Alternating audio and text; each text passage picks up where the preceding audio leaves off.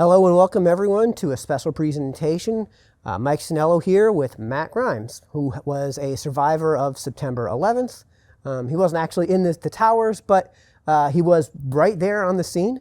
And I brought him on because he normally does a candlelight vigil speech for everyone about the ethereal experience of what it was like to be there. For those who are at home watching this, we are going to conclude this brief interview with the speech, but I decided to bring Matt in to help us contextualize this speech that he normally brings. And so first things first, Matt, thanks for joining us. Oh, Mike, thank you so much for having me. I really appreciate it. Yeah, so I don't really want to get into why it is that you haven't been able to make this speech. From what I understand, there is some politics involved in you not having the speech that you normally do and have been doing for how many years now? Well, I don't know if politics is the right word, but I've probably done it out of the last 20 years. I've probably given my reflective talk, I would say probably 10, 12 times in various capacities. Sometimes in Brookfield, they don't always have a 9/11 vigil.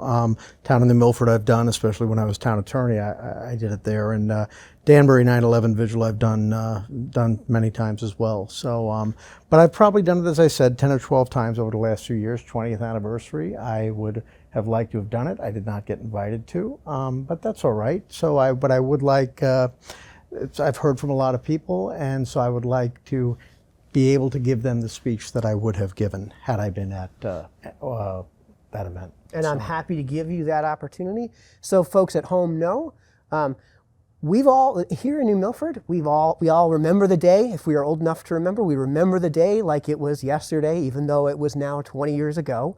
And we all remember seeing everything on TV. We saw the planes hit. At home, when the first plane hit and you saw the tower ablaze, you kind of thought it was an accident. And then from home, the second the South Tower got hit by that second plane, you knew something was amiss. You knew this was intentional. You knew this was bigger news than just a plane crashing into a tower. And since we saw the body count, these are all things we can get from home, which a lot of us know people that work there. A lot of us may not have been the people that were there on the scene, but we knew people who were on the scene. So we had some indirect connection to it, but what we weren't was there. And so we can't get the ethereal feeling of what it was like to be there.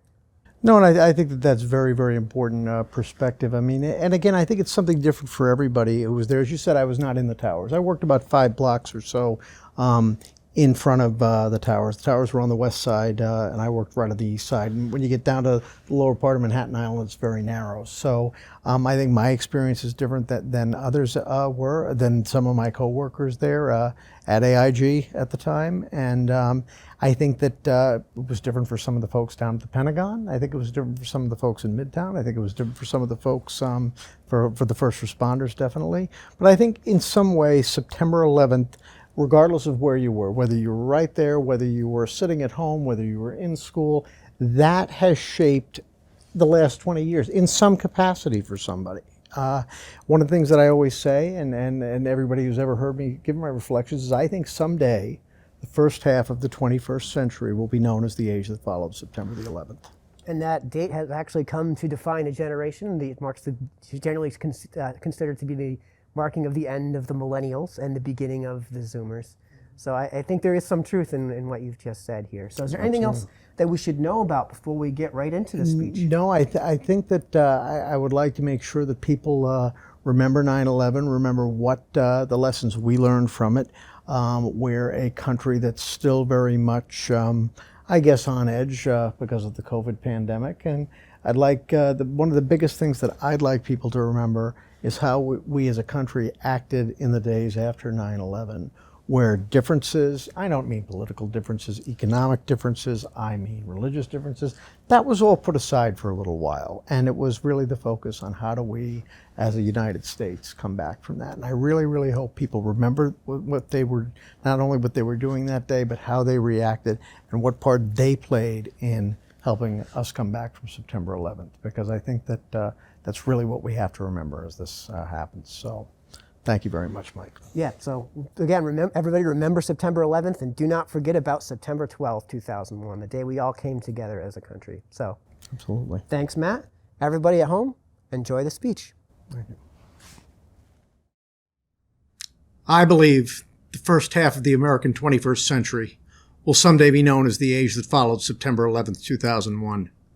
Every day since then, in some way, has been influenced by September 11th.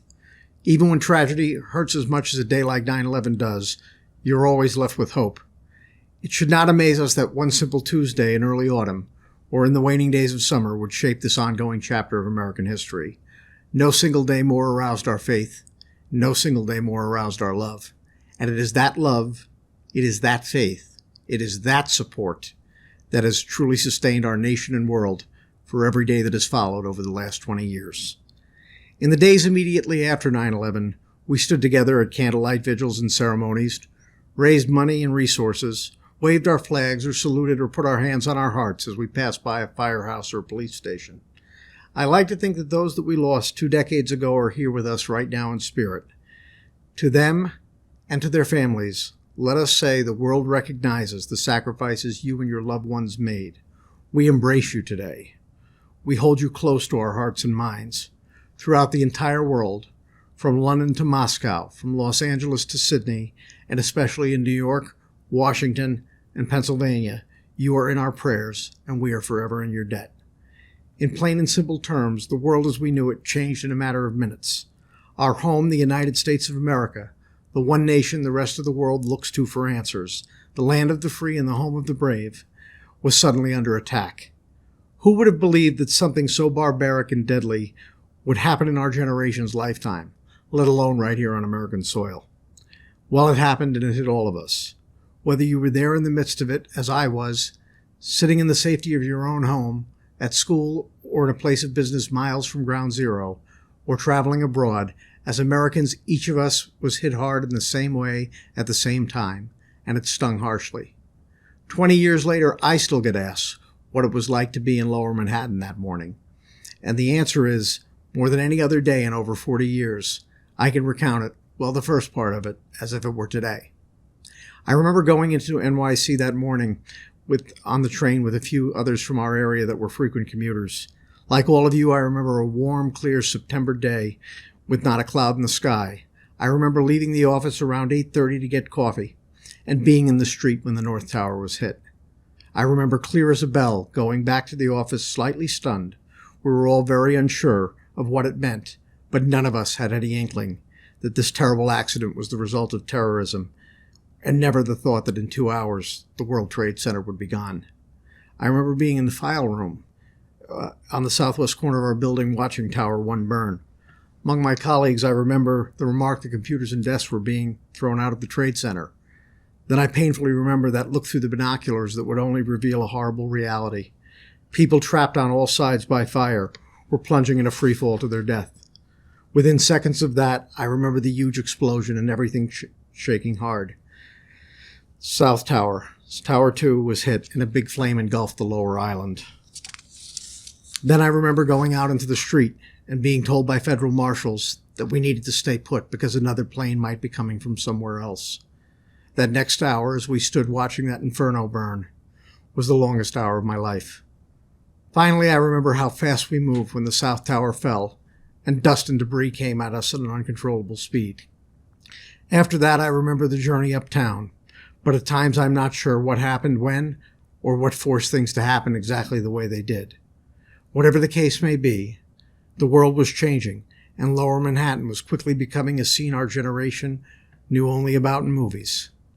Once the initial shock was over, everyone, no matter how tired, how sore, or what age, began to rise to the occasion and do whatever they could to make things better. Those not hurt physically helped others flee to safety. The bagel and coffee vendors gave all their products away to those fleeing. The dry cleaners helped brush the debris and dust off our clothes, and anyone who needed medical attention got it immediately. New York City and our great nation came back from that terrible tragedy. Neither have been the same since that fateful day, but both have grown and returned from the battle better in spirit than before. As our 43rd President George W. Bush once told us, for as long as our country stands, people will look to the resurrection of New York City and say, here buildings fell and here a nation rose. And I promise you, that day I saw buildings fall, and that very same day I saw our nation rise. Sometimes in the days, months, and now decades following September 11th, 2001, I worry that some have forgotten that day. Nearly a whole new generation has been born and grown up since then. For those of us living at that time, September 11th changed our lives. Our sense of loss from that tragedy remains enormous and very difficult to put into words. However, Americans regained an indescribable sense of strength that we who survived can be grateful for. And what is that strength? It is the strength shown by a Jewish firefighter who saw his Catholic buddy dying next to him and knew enough to administer the last rites. It is the strength shown in the group of citizens who took their plane back from terrorists, then gave their own lives in a Pennsylvania field to prevent the loss of others. It is the strength shown in the millions of Americans standing in line to give their own blood. It is the strength shown in first responders surrounded by dead bodies, dust, and hot twisted steel, who raised the stars and stripes as a signal to the world that this land would not be intimidated by the cowardly actions of a few. This same strength saw America united, divided, and reunited again in the 1860s. It saw us through 2 world wars, Korea, Vietnam, and the Persian Gulf. It held our hearts through the disasters of Challenger in Columbia, Columbine, and right next door in Sandy Hook. It will rebuild hope and destruction caused by Ida in Louisiana and Mississippi just 2 weeks ago. As Americans, we take comfort in knowing that no matter how bad the tragedy, how harsh the pain, our country is still the greatest in the world and will never be anything less. May God bless the victims of September 11th, 2001, and may God bless the United States. Thank you.